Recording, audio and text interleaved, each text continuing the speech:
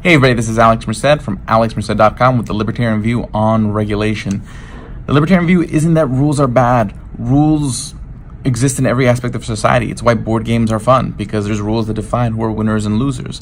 The problem is, in what realm are the rules created, and how adaptable those rules are, and how do they change when the world changes, because the world is constantly changing. And when government creates rules, oftentimes they don't adapt very well. They become overly complicated, discouraging people from participating in the very thing that they're regulating, which is oftentimes business and all the activities that make society great.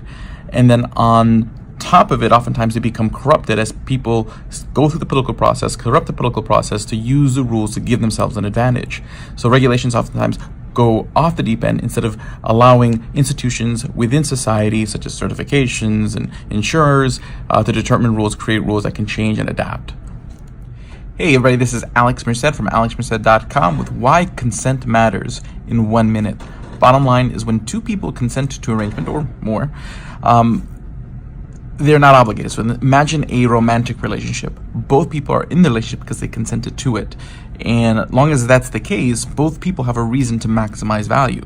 Because if you're not constantly maximizing your partner's value in the relationship, then what's going to happen is that there's always the possibility they may decide to no longer consent and end the relationship. So when you have consensual arrangements in society, there's reciprocity, there's an incentive to create value, and there's accountability. Because if at any point the person decides to, one, stop creating value, or two, start taking value out of the relationship, then you can end the relationship. So you have accountability.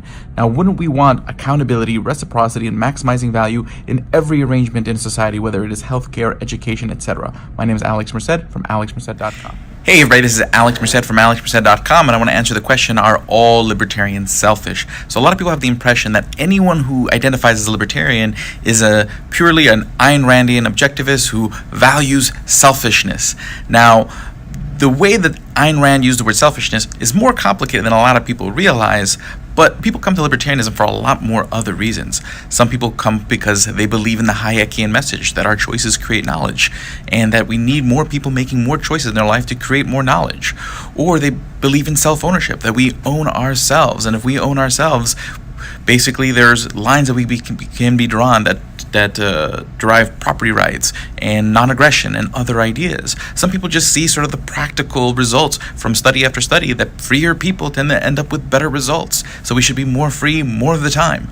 But people come to libertarianism for all sorts of different reasons, not just selfishness. Thank you very much. This is Alex Merced from alexmerced.com. Hey everybody, this is Alex Merced from alexmerced.com. Wanted to tell you about why governments shouldn't dictate the economy. For one main reason, politics.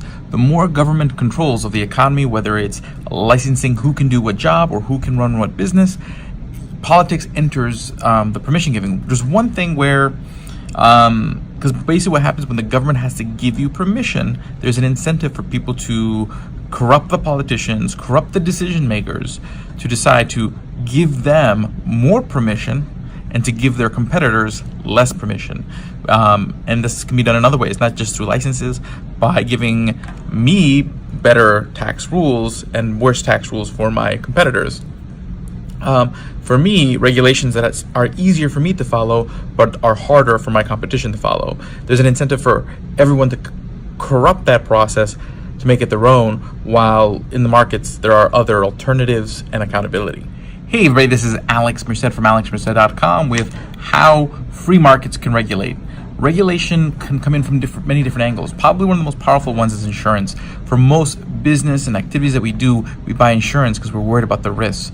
But insurance want to limit that risk. So they often put rules on the insurance policies you buy. For example, if you own a house and you get an insurance policy in your house, they'll probably require that you fix your roof every once in a while and meet other rules. But also for situations where there isn't risk involved or insurance involved, you can create instead of having like zoning rules and zoning laws, you can have communities that have co-ops that set rules for that local neighborhood. There's all sorts of different ways that rules and governing bodies can exist that exist on a voluntary basis, allowing there to be accountability, reciprocity, and value instead of the corrupt political process of when you have government act as a monopoly regulator that allows people to corrupt that process to their advantage and to the disadvantage of others. My name is Alex Merced from alexmerced.com.